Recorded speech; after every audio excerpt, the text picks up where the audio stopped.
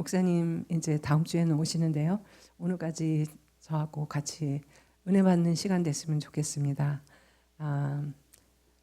오늘 말씀은 한 절인데요. 요한복음 18장 40절 말씀 우리 씩씩하게 한번 합독해 보시겠습니다.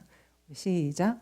그들이 또 소리질러 이르되 이 사람이 아니라 바라바라 하니 바라바는 강도로라.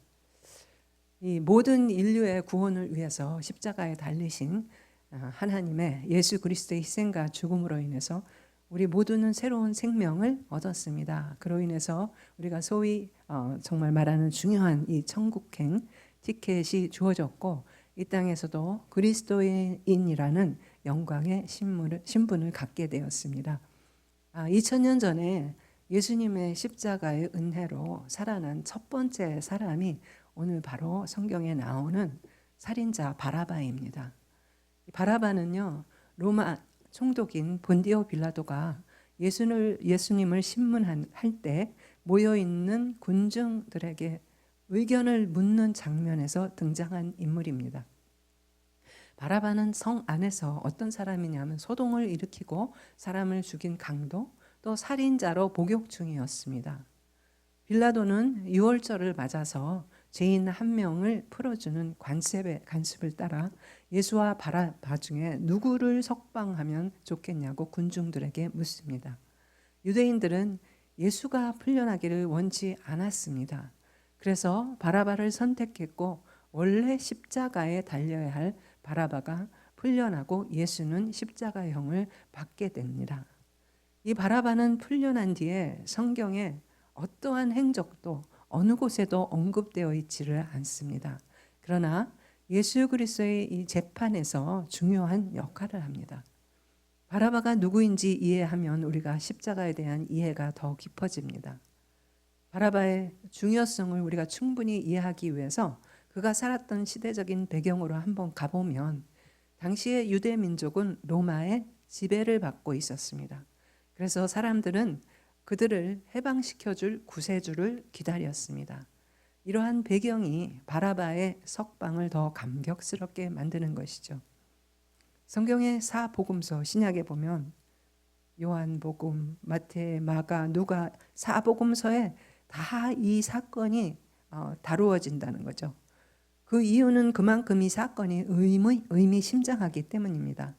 그러니까 바라바는 다른 사람들을 약탈하는 강도로 유대인들의 머리에 각인이 되어 있었고 그 상황에 빌라도는 예수님의 십자가형을 받을 만큼 특별한 죄가 없다고 생각했기 때문에 유대인들에게 바라바와 예수 중에 둘 중 누구를 풀어주기를 원하냐 물어보면 당연히 예수님을 풀어주라고 선택할 것이라고 생각을 했습니다.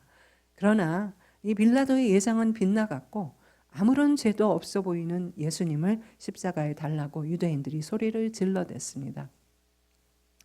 예수님께 뒤집어 씌우신 이 제명은 뭐냐? 바로 유대인의 왕이라는 것입니다.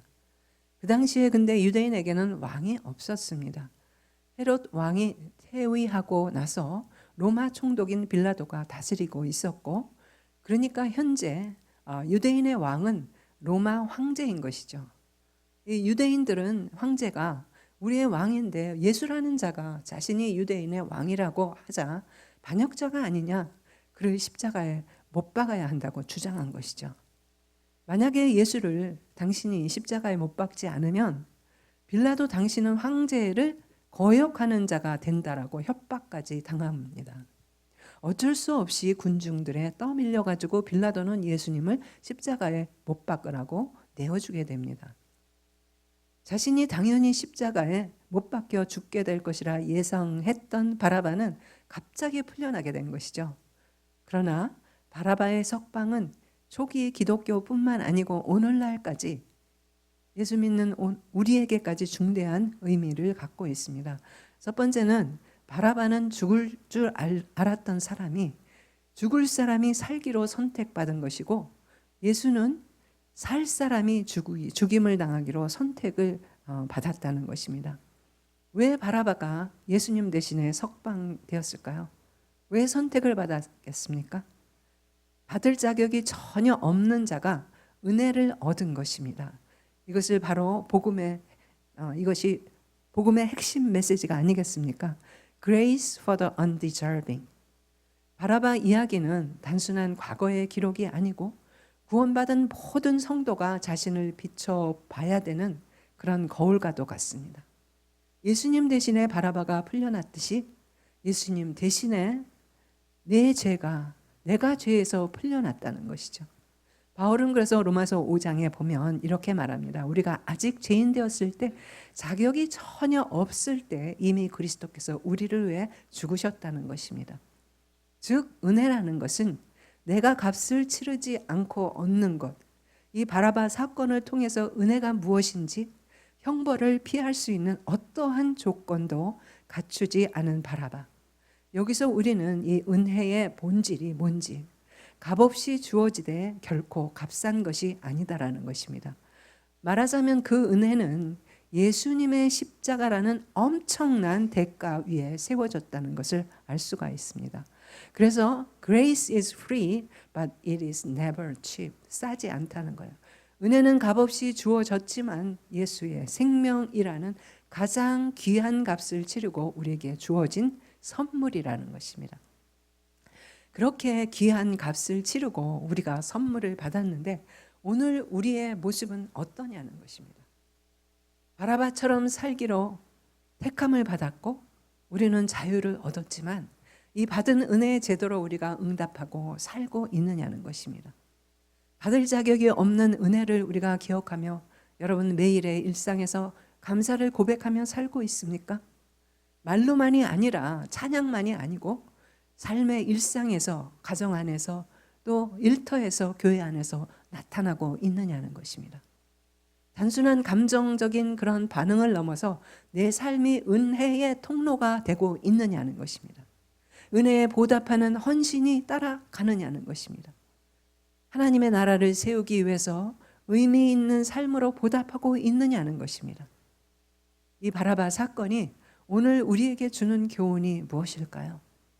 예수 대신에 풀려난 바라바, 풀려난 뒤에 어떻게 살았을까 궁금하지 않습니까? 바라바가 풀려난 이후의 삶을 시나리오로 상상으로 그려낸 영화가 1961년에 개봉됩니다. 당대의 유명한 배우, 지금 젊은 사람들은 이 배우를 잘 모를 겁니다. 안소니 퀸이라는 그 주인공 역할을 그 바라바 역할을 했습니다. 이 영화에 예수님은 등장하지 않습니다. 저 멀리서 고개를 떨구고 십자가 위에 달려있는 예수를 바라보면서 대신 살아난 바라바는 근데 저 사람은 왜 죽는 건데? 이러한 질문으로 영화는 시작이 됩니다. 예수님 대신에 풀려난 후에 바라바는 이 자신의 애인 창녀인 라헬에게로 다시 돌아갑니다. 그런데 라헬은 그때 가서 보니까 그 사이에 기독교인이 되어 있었어요.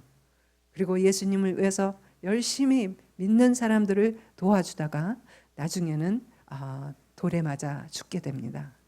그런데 그때까지도 근데 저 사람은 왜 죽는 거냐는 이 해답을 찾지 못한 바라바는 다시 예전의 삶으로 안타깝게 돌아가서 강도와 살인을 저지르다가 광산으로 끌려가서 붙잡혀서 노동형에 처해지게 됩니다. 그곳에서 그는 기독교인이었던 샤하크를 만나게 되는데 어느 날 갑자기 광산이 매몰되는 사건 속에서 샤하크와 바라바는 도망을 치게 됩니다. 그 다음으로 간 곳이 로마 콜로시움, 여러분 아시죠? 검투사들이 검투하는 곳. 예. 검투사로서 새로운 삶을 시작하게 됩니다. 모진 이 결투 속에서 샤하크라는 친구는 죽게 되고 바라바는 그 친구가 기독교인이었기 때문에 그 샤하크의 시신을 기독교 공동체에 가져다 주었습니다.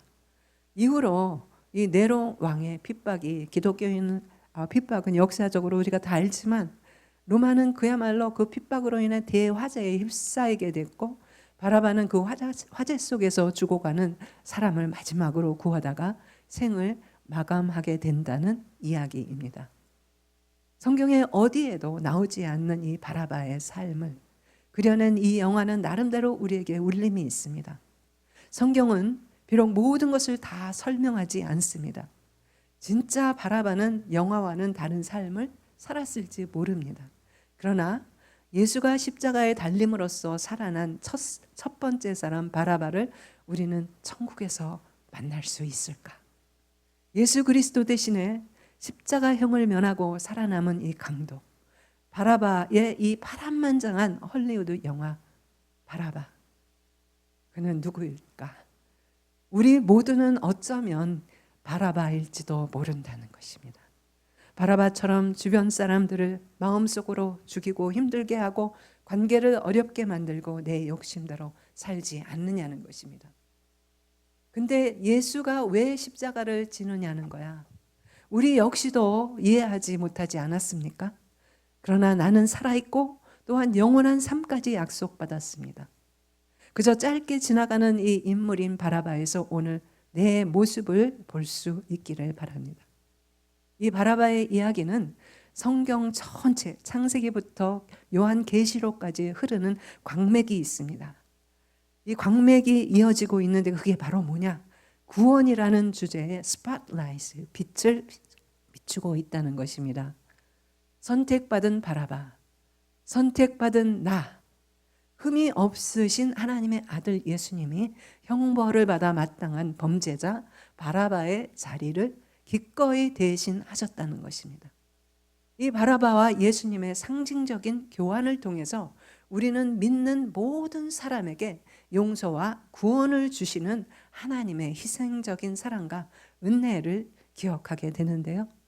예수님의 그 당시에 머리에 씌워졌던 가시관 있지 않습니까? 창세기 3장에 보면 인간이 타락했을 때 땅이 저주를 받아서 생긴 것이 바로 가시덤불이었습니다. 가시덤불 아무짝에도 쓸모없고 가시가 나가지고 찔리면 아프고요.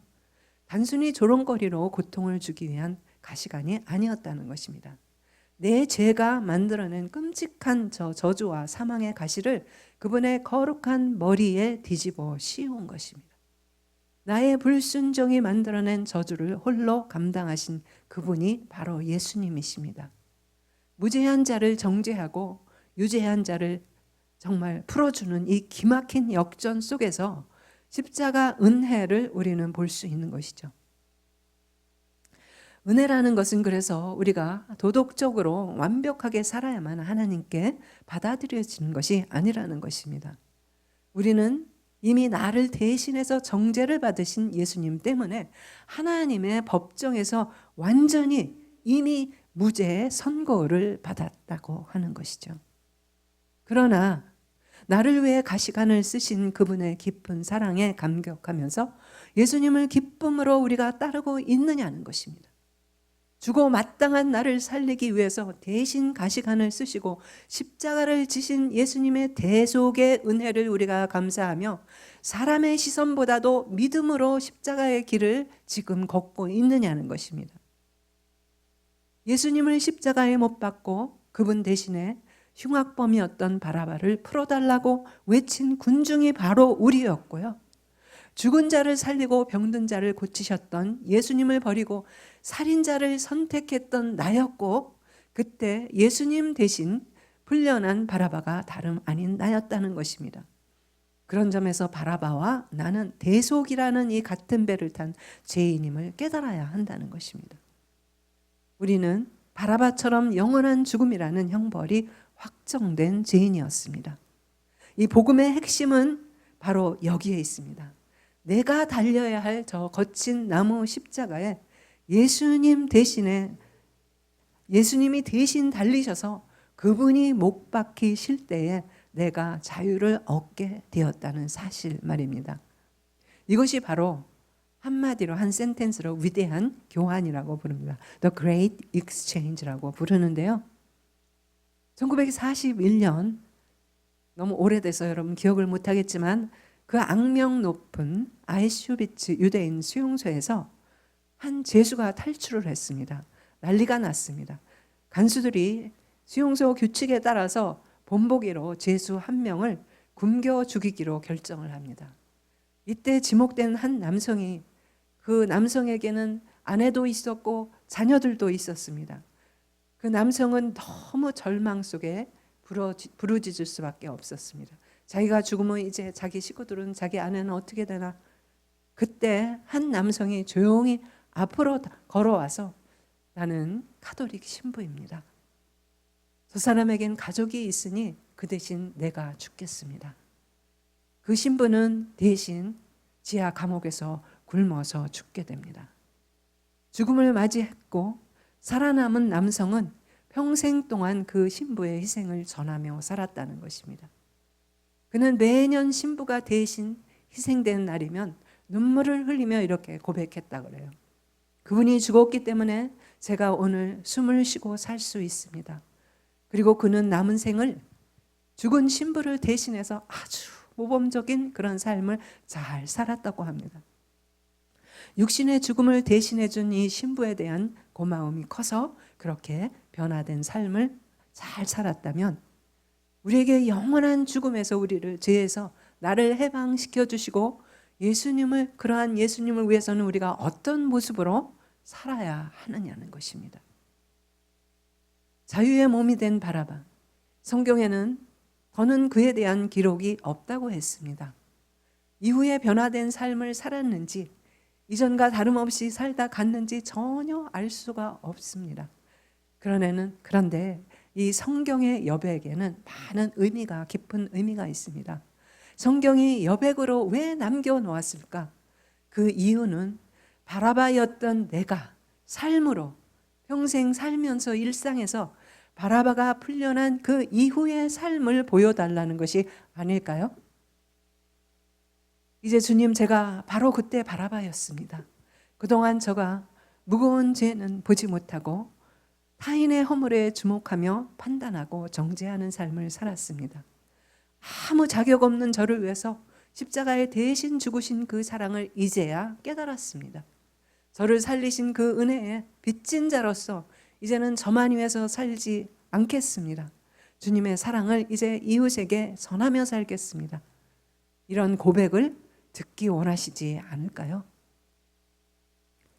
신앙생활을 실패하는 이유가 뭘까요? 모든 문제에는 다 그 원인이 있게 마련인데요. 성공에는 성공하게 된 원인이 있고 실패하는 데는 실패하게 된 원인이 있다는 말이죠. 사실 살면서 실패를 경험하지 않는 사람은 아무도 없을 것입니다. 중요한 건 실패를 경험한 후에 그 원인이 무엇인지를 알아야 그래야 같은 실패를 우리는 반복하지 않기 때문입니다. 그러기 위해서 가장 중요한 것이 뭐냐? 실패의 원인을 찾되 바깥에서 찾지 말고 안에서 찾으라는 거예요. 쉽게 얘기하면 실패를 반복하는 사람은 대부분 그 원인을 바깥에서 찾아내는 사람이라는 거죠. 누구 때문에 이렇게 됐다, 안 된다, 또 뭐가 없어서 안 된다, 이런저런 탓을 하고 다른 사람 혹은 조건과 환경을 탓하면서 같은 실패를 계속 반복하게 된다는 거죠. 여러분, 남을 쉽게 변화시킬 수 있습니까? 여러분, 자식 변화됩니까? 잔소리 그렇게 해도 변화됩니까? 남편 변화시킬 수 있습니까? 오늘까지 싸우시죠, 여러분? 내일도 싸우실 거죠? 아내는 여자니까 조금 낫겠지. 낫기는 뭐가 낫습니까? 그 안에 그냥 강한 여자의 그 감수성과 예민함과 꽉 잡고 조금자 그러고 있지 않습니까? 부모님 우리가 변화시킬 수 없습니다. 환경 역시도 쉽게 바꿀 수 있는 것이 아니다라는 것입니다. 사실 잘 살펴보면 똑같은 환경, 똑같은 조건에도 성공하는 사람은 성공한다는 것입니다. 심지어 어떤 사람은 나보다 더 열악한 상황에 있어도 성공한다는 것이죠. 그런 사람은 근데 대부분 보면 실패의 원인을 자기 자신으로부터 찾는 사람이라는 거예요. 내가 좀 더 잘했더라면, 내가 그때 게을르지 말았더라면, 이렇게 했더라면, 내가 더 많이 준비했더라면, 노력했더라면, 그러면서 자기 자신에게서 문제의 해답을 찾는 사람에게는 그래서 언제나 가능성이 있다라는 거예요. 하지만 바깥에서 원인을 찾는 사람은 해결 방법을 기대하기가 어렵다는 것이죠. 신앙생활은 더 그렇습니다. 실패했을 때, 우리가 걸려 넘어졌을 때 그 원인을 어디서 찾느냐가 정말 중요합니다. 그 원인을 제대로 찾는 사람은 다음에는 같은 문제에 걸려 넘어지지 않는다는 거예요. 하지만 그 원인을 제대로 찾지 못하고 남을 탓하고 교회를 탓하고 또 환경과 조건을 탓하는 사람은 같은 시험이 와도 또 똑같이 걸려 넘어진다는 것입니다. 사실 신앙생활에 있어서 실패의 가장 큰 원인들이 많겠지만 그중에 제일 큰 원인이 있다면 저는 언제나 교만이라고 봅니다. 남을 탓하는 것 역시도 정말 교만 중에 하나인데요. 그런데 교만하면요, 자주 실수를 하고요, 교만하면 실패합니다. 그래서 특히 지혜의 말씀인 잠언에 보면은 교만에 대해서 얼마나 강조하고 있습니까? 잠언 13장 보면 교만에서는 다툼만 일어날 뿐이라고 했고요. 14장에 보면 미련한 자는 교만해서 입으로 매를 자청한다 그랬어요. 이게 입으로 매를 자청하는 게 뭐겠습니까? 매를 번다는 거죠. 지혜로운 자는 입술로 자기를 보존한다고 했습니다. 맞습니다. 이 교만은 정말 무서운 건데요. 그러면 교만이 뭘까? 우리가 일반적으로 그냥 머릿속으로 비슷하게 생각하는 게 지위가 높은 사람, 뭐 학벌이 좋은 사람, 뭐 돈 많은 사람, 뭐 잘생긴 사람, 그런 걸 생각하기 쉽지만 어떤 사람이 진짜 교만한 사람이냐면 선과 악을 스스로 결정하는 사람이 진짜 교만한 사람입니다. 그것이 모든 문제의 원인이 되고 뿌리가 되는데요. 성도는 하나님의 말씀을 언제나 최우선으로 생각하는 사람이고 그렇게 살기로 작정하고 결심한 사람입니다. 예전에 나는 죽었고 이제는 하나님의 뜻을 따라 살기로 작정한 새로운 피조물이 아니겠습니까? 자기 생각 다 내려놓고 오직 하나님의 말씀에 순종하는 사람이 성도가 아니냐는 것입니다. 하지만 교만한 사람은 자기의 소견에 옳은 대로 사는 사람들입니다. 그래서 내 입맛에 맞는 것이 선한 것이라고 생각하고 자기가 보기에 악한 것은 이거는 악한 거라고 판단을 하고요. 심지어 하나님이 선하다고 하셔도 자기가 보기에 나쁜 것은 나쁘다고 생각을 한다는 거죠. 하나님이 악하다고 하셔도 자신이 보기에 이거는 좋은 거야. 그렇게 고집을 부린다는 것입니다. 하나님의 뜻보다 하나님의 말씀보다 자기의 생각, 자기의 판단을 앞세우는 그게 바로 교만이라는 것입니다. 그런 생각을 하는 성도는 반드시 문제가 생기는데요. 교만한 사람은 그래서 믿음을 갖기가 너무 힘들다는 것입니다. 오늘날 많은 사람들이 믿음에 대해서 잘못 이해하고 있는데요. 믿음은 사실 종교적인 단어라기보다는 가장 우리 기독교계에서 많이 사용하는 게 믿음이지만 이 믿음이라는 것은 일상적인 단어입니다. 믿음은 신뢰를 바탕으로 하지 않습니까? 우리는 매일 믿음을 사용하면서 살아갑니다. 예를 들면 우리가 사람을 신뢰할 때 이유 없이 신뢰하지 않습니다. 이유 없이 신뢰하는 사람은 바보죠. 그러다가 뒤통수 맞기 일수잖아요. 그래서 우리는 친구를 신뢰할 때도 먼저 인격을 보고 어떤 언어를 사용하는지 그 사람의 태도를 보고 그러고 신뢰하지 않습니까? 은행에서 담보를 대출 없이 해주는 데가 있습니까? 그런 은행 혹시 아시는 분이 있으면 손 들고 저한테 반드시 알려주시고 가셔야 됩니다. 은행에서 담보를 얻으려면 얼마나 힘듭니까? 그래서 자산을 보고요. 부동산이 얼마인지, 동산이 얼마인지, 직장은 탄탄한지 그거 다 보고 그러고 대출을 해주지 않습니까? 누군가 나는 그것을 믿는다라고 말할 때 우리는 그냥 믿지 않습니다. 왜 믿는가? 어떤 근거로 믿는가? 증거에 근거하지 않은 믿음은 신뢰가 가지 않는 것이죠. 기독교 신앙은 그래서 분명히 증거에 기초한 믿음이라고 할 수 있습니다. 성경 66권이 특히 요한복음 보면요. 예수님께서 많은 표적을 행하셨지만 이것을 기록한 이유가 뭐냐 하면 예수 그리스도이시며 예수는 그리스도이시고 하나님의 아들이심을 믿게 하려는 것이라고 말하고 있습니다.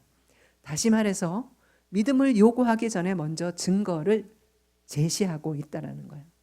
이 믿음에 대한 혼란 때문에 많은 사람들이요. 과학에는 믿음이 필요 없다고 착각한다는, 그냥 믿어요. 그렇구나. 달에 갔다 왔구나. 그냥 믿어버린다는 거예요. 그러나 과학만큼 정말로 믿음이 필요한 데가 없다는 거죠. 우리가 생각하는 거랑 정반대라는 거예요. 과학의 영역에서 믿음이 필수적이라는 것입니다. 아인슈타인은 그래서 믿음 없는 과학자를 상상할 수 없다라고 했어요. 물론 그가 말한 것은 하나님에 대한 믿음이 아니고 과학의 영역을 말한 겁니다. 그런데 과학자들은요, 실험하기 전에, 연구하기 전에, 시작하기 전에 이미 이 우주가 존재한다라는 것을 당연히 이해하고 당연히 믿고 출발한다는 거예요. 과학은 그 믿음을 전제하지 않으면 시작조차 할 수 없다는 거예요. 믿으니까 한 번도 가보지 않은 달에, 화성에, 금성에, 목성에, 뭐 우주에 로켓을 쏘아대고 이 위성을 보내고 막대한 돈과 인력을 동원해서 모험을 하지 않느냐는 거죠. 이 믿음을 종교에만 국한시키는 경향이 있는데요, 모든 세계관은 믿음 위에 서 있다는 거죠. 진짜 믿음은 그렇기 때문에 맹목적인 것이 아니라는 거예요. 우리가 전도하다 보면 어떤 사람들은 하나님 보지도 않는데 어떻게 알아? 그렇게 맹목적으로 믿는 것 같지만 우리는 증거에 근거해서 신뢰를 하는 거죠. 그리고 그 믿음은 과학에도 우리의 삶에도 그리고 성경이 말하는 신앙에도 필수적이라는 것입니다. 그럼 무엇을 기준으로 우리가 믿느냐는 거죠. 우리에게는 성경 66권이 있습니다. 이 66권을 믿으라는 것입니다. 이 성경의 증거들을 기초로 믿고 선택을 하라는 것입니다. 그냥 막연히 선택하는 게 아닙니다. 하나님이 우리에게 주신 가장 큰 선물 중에 하나가 뭔지 아십니까? 바로 선택의 자유인 것입니다. 자격 없는 내가 은혜로 선택받았으니까 선물로 주신 이 선택의 자유를 지혜롭게 사용해야 되지 않겠냐는 것입니다. 여러분, 통계적으로요, 우리가 하루에 몇 개를 선택하는지 아십니까? 머릿속에 막 왔다 갔다 하는 게 요 작은 머리 안에 3만 5천 개의 선택의 거리를 가지고 산다는 거예요. 그니 얼마나 머리가 아프겠어요? 잠이 제대로 옵니까? 그 중에서도 50에서 200개 정도는 인생에 아주 중요한 그런 영향을 준다는 거죠. 여러분의 선택이 인생의 방향을 결정하기 때문에 중요합니다. 이렇게 작은 선택들이 쌓여서 결국은 인생의 방향을 바꾼다는 것입니다. 그런데 감정적인 사람들은 나는 감정으로 선택합니다.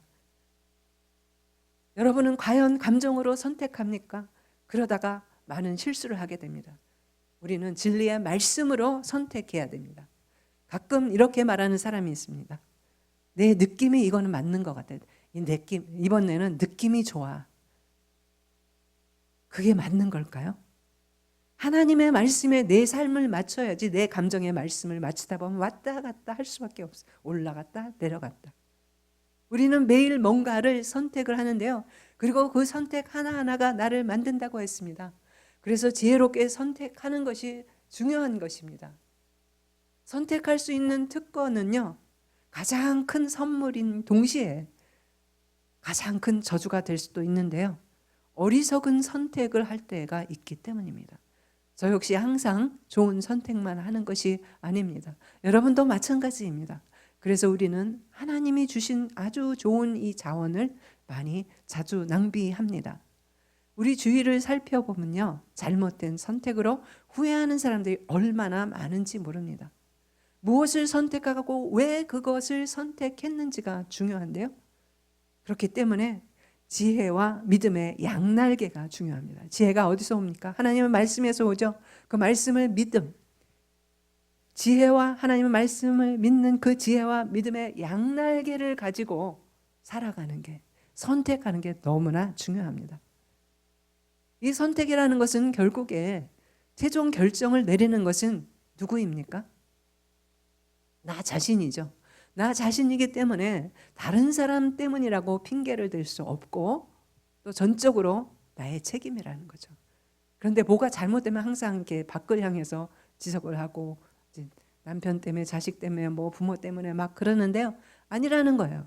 예. 전적으로 내 책임이라는 거죠. 그래서 삶이란 이 선택의 연속인데 되는 쪽만 선택하는 사람은 언젠가는 되고요, 되지 않는 쪽만 선택하는 사람은 언제나 안 되는 거예요. 우리는 기쁨보다 슬픔을, 때로는 낙관주의보다 비관주의를, 승리보다는 패배를, 칭찬보다는 비방을 또 먼저 선택하는 데 익숙해져 있습니다. 우리의 삶이요.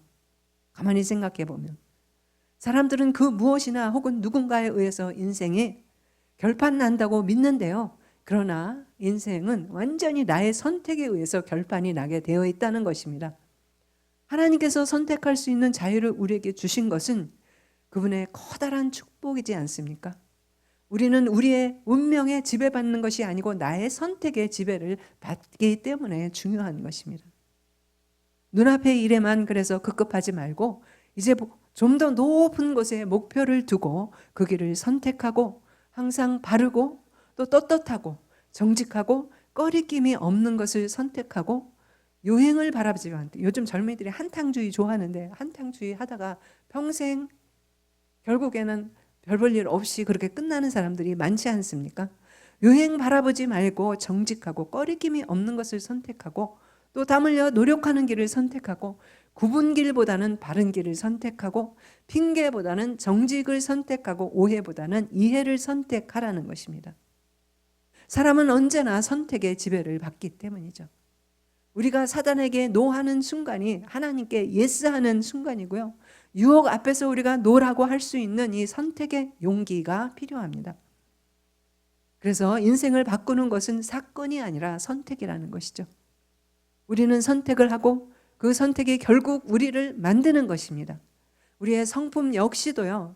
우리가 내린 선택에 의해서 만들어지는데 처음부터 타고난 사람은 있지만 내가 살면서 옳은 것을 선택하는지 아니면 정말 그른 것을 잘못된 것을 선택하는지에 따라서 성격도 형성이 된다는 거죠. 정말 요즘 세상이 얼마나 혼돈스럽습니까? 전쟁은 사방에서 일어나고 처처에 지진 일어나고 화산 폭발하고요. 자연재해로 얼마나 혼돈스럽습니까? 세상 시스템조차 AI 때문에 우리 잡이 없어진다 이제 돈이 없어진다 별 얘기 많잖아요. 이렇게 혼돈이 가득한 세상 속에서 우리가 지혜로운 선택을 하려면 어떻게 해야 되냐? 될 수 있는 장점을 크게 보고 단점을 감싸 안으면서 선택을 하라는 것입니다. 그런데 때로는 우리가 선택의 기로에 있을 수가 있습니다. 이걸 해야 돼, 저걸 선택해야 돼, 이 길을 가야 돼, 저 길을 가야 돼. 그래서 마태복음 7장 말씀에는 그 길을 보여주셨는데요. 좁은 문으로 들어가지 마라 그랬어요. 좁은 문으로 들어가라 그랬어요. 멸망으로 인도하는 문은 뭐라 그랬어요? 크고 길이 넓어 그리로 들어가는 자가 적고 아니요 많아요. 너무 많아요. 너무나 좋게 보이기 때문에. 그런데 생명으로 인도하는 문은 좁고 길이 협착해서 찾는 이가 적다고 했습니다. 우리가 미국에 살지만 미국에는 원래 이 땅 주인은 인디언이었습니다. 인디언들이 아메리카 서부의 이 대평원을 거침없이 누비던 그러한 시절에 죽음의 계곡이라는 골짜기가 있습니다. 지금도 있죠. 5번 쭉 올라가다 보면 후리에 올라가다 보면 죽음의 계곡이 있습니다. 골짜기.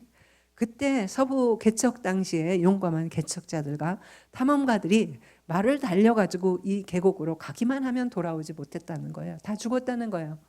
어느 날 용기 있는 청년이 그 이유를 알아보기 위해서 결심을 합니다. 그때 친한 인디언이 말렸어요. 극구 말렸어. 거기 들어가서 살아서 나온 사람이 없다. 거기 들어가지 마라. 그렇게 말렸습니다. 그러나 그는 어느 화창한 여름날 계곡을 향해서 말을 달렸습니다. 청년이 죽음의 계곡 근처까지 왔지만 아직 아무 일도 일어나지 않았습니다. 계곡의 입구까지 왔을 때 보니까 두 갈래 길이 쫙 있었어요. 한 길을 보니까 사람이 지나가기 너무 편한 길이 있는 거예요. 말로 달리면 쫙 갈 수 있을 것 같아요. 다른 한쪽 길을 보니까 나무가시와 그 가시로 막 엉킨 덩굴들이 무성하게 얽혀진 그런 길이었습니다. 양쪽 길 근데 모두 계곡 아래 강을 통해서 건너편으로 건너갈 수 있는 그런 통하는 길이었습니다. 이 젊은 청년 정말 넓고 쉬운 통로로 선택하고 싶은 유혹이 왜 없었겠습니까? 그러나 잠시 멈추고 젊은이는 나무가지 하나를 꺾어서 넓은 그 길 강을 만나는 그 지점에 그 나뭇가지를 탁 던졌습니다. 그런데 놀랍게도 그 나뭇가지가 갑자기 땅속으로 싹 사라지고 말았다는 것입니다. 바로 거기가 모래벌이였습니다. 그게 뭡니까? 퀵샌드라고 그러죠. 거기에 들어가면 완전히 샌드 밑으로 완전히 해가지고 죽음인 것이죠. 예. 마침내 젊은이는 왜 많은 사람들이 죽을 수밖에 없었던 그 이유를 알게 된 거죠. 그 넓은 길은 보기에는 쉽지만 죽음의 계곡으로 직통으로 가는 길이었던 것입니다. 그는 칼을 꺼내서 그 좁은 길을 막고 있는 가시덩굴을 다 잘라내고 강으로 통하는 길을 만들었습니다. 그리고 길의 마지막 끝에 갔을 때 강가에 가보니까 통나무 배 같은 게 하나 놓여 있었습니다. 그리고 그 통나무 배를 타고 계곡 건너편으로 강을 지나 안전하게 건너갈 수 있었다는 것입니다. 우리는 매일 매 순간마다 선택을 합니다. 선택은 단 한 번 끝나는 것이 아니고 일생 동안 통해서 우리가 매일 이루어지는 것인데요. 오늘 하는 선택에 의해서 우리의 내일이 결정된다는 것입니다. 계속 되어지는 이 선택들이 모아져서 우리의 성품과 운명을 결정하고요. 여러분은 세상으로 통하는 이 넓은 쉬운 길을 택하시렵니까? 아니면 좁은 길처럼 보이지만 그 길이 예수님께서 나를 위해서 준비하신 길이라면 비록 내가 생각할 때 너무 힘들고 고통스럽지만 가장 안전하게 영혼의 길로 인도하는 길이 아니겠냐는 것입니다. 얼마 전에 달 탐사를 갔다 돌아온 우주 비행사들이 돌아와서 간증하는 이야기를 들었습니다. 달에서 본 이 하나님의 흔적, 신의 흔적. 평생 우주 비행사들이, 과학자들이 보통 예수 믿기 힘들잖아요. 그는 평생 종교와는 거리가 멀었다고 합니다. 이 우주 비행사는 우주에서 본 그 광경을 목격한 뒤로 지구에 돌아오자마자 종교인이 아니었지만 우주에서 경험한 것들을 설명할 수가 없어가지고 해군 함정 담당 목사님을 잠시 와달라고 부탁을 했다고 합니다. 그분이 들어왔을 때 그는 전혀 만난 적이 없었지만 그분의 유니폼 앞가슴에 새겨진 십자가를 봤을 때 자신도 모르게 와락 눈물이 터졌다고 합니다. 그들이 우주에서 겪고 본 것, 완전히 이해하기가 진짜 어려웠다고 합니다. 돌아온 지 일주일밖에 안 돼가지고 의학적인 검사, 신체 검사, 과학적인 발표들로 한 주일 동안 정신없이 바빴는데 그들이 보고 경험한 것을 연구하고 그렇게 분석할 여유가 없었고 그래서 그들이 본 것을 바탕으로 말할 수밖에 없었는데 특히 태양이 달 뒤로 숨었을 때 우주 비행사 4명이 다 목사님에게 이구동성으로 인류는 아직 이걸 이해할 수준이 안 된 것 같다라고 말했습니다. 지금 우리가 보고 있는 것, 이건 정말 비현실적인 거야. 말로 표현할 수 없는 이 경이로운 그 자체, 정말 놀라웠다는 것이죠. 우주 비행사가 우리가 찬양에 나오는 이 경이로움이라는 단어를 표현을 했다는 것입니다. 우리는 눈에 보이는 것만 믿고 살아가는데 고도화된 이 과학의 끝에 서 있는 우주 비행사들은 오히려 그곳에서 우주에서 신의 흔적을 발견한다는 것입니다. 광활한 우주 공간에서 마주하는 칠흑 같은 그 어두움과 찬란한 빛, 한치의 오차도 없는 그 질서정연한 아름다움 앞에 인간은 겸손해질 수밖에 없다라는 것이죠. 이 우주 비행사가 십자가를 보며 느꼈던 그 뜨거운 감격이 오늘 우리 마음속에도 회복되어서 오직 창조주 하나님만을 매일매일 선택하며 살기를 소망해 봅니다. 여러분 십자가를 보면서 감격했던 것이 언제가 마지막이었습니까? 리오나르드 코헨이라는 캐나다 출신의 유대인 가수가 부른 앤썸이라는 찬양 가사 중에 이런 구절이 있습니다. 모든 것에는 빈틈이 있다. 그 틈이 바로 빛이 들어오는 통로다. 살다 보면 우리는 나도 모르게 우리의 삶에 금이 갑니다. 관계에 금이 가고요. 재정에 금이 가고요. 건강에 금이 갑니다.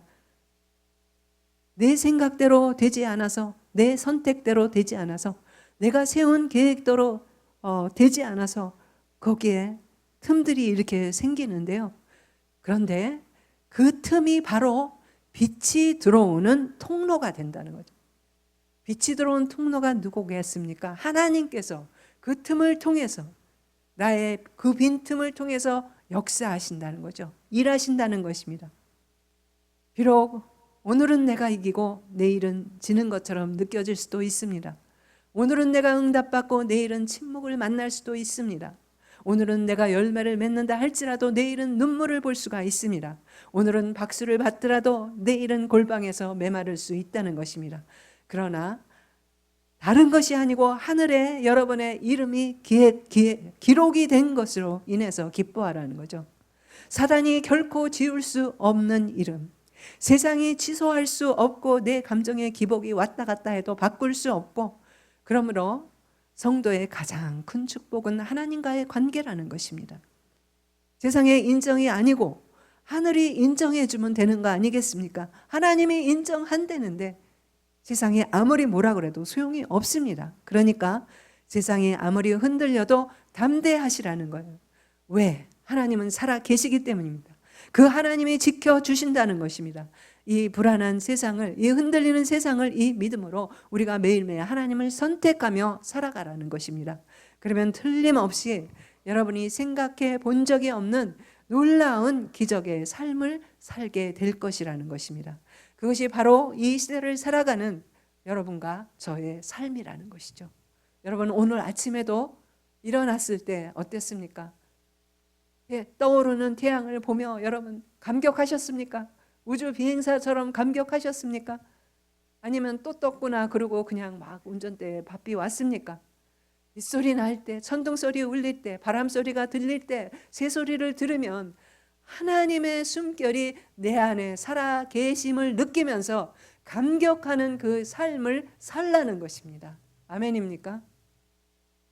너무 무감각해져 있어 우리가. 언젠가 우리는 하나님 앞에 서는 날이 올 것입니다. 자격이 없는 내가 바라바의 그런 삶을 감격하며 매일 십자가를 보며 감격하며 살았습니다. 그렇게 주님 앞에 자신 있게 고백할 수 있기를 소망해 봅니다. 아멘입니까? 아멘. 이 시간에 이 말씀 우리 생각하시면서 여러분의 소망은 무엇입니까? 매일매일 나는 선택을 어떻게 합니까? 기분대로 선택합니까? 내 생각대로 선택합니까? 그렇게 해서 여태까지 잘 됐습니까? 하나님의 오늘 말씀을 통해서 우리에게 선택의 특권을 주셨는데 하나님의 말씀을 믿으며 말씀의 지혜를 가지고 선택하고 믿음으로 매일매일 하나님을 선택할 때 하나님께서 예비하신 축복의 삶을 누리기를 원합니다. 다 일어나셔서 주님 앞에 고백하시고 하나님, 내가 깨달아야 될 것이 무엇인지 깨닫게 해달라고 주여 한번 부르짖고 기도하겠습니다.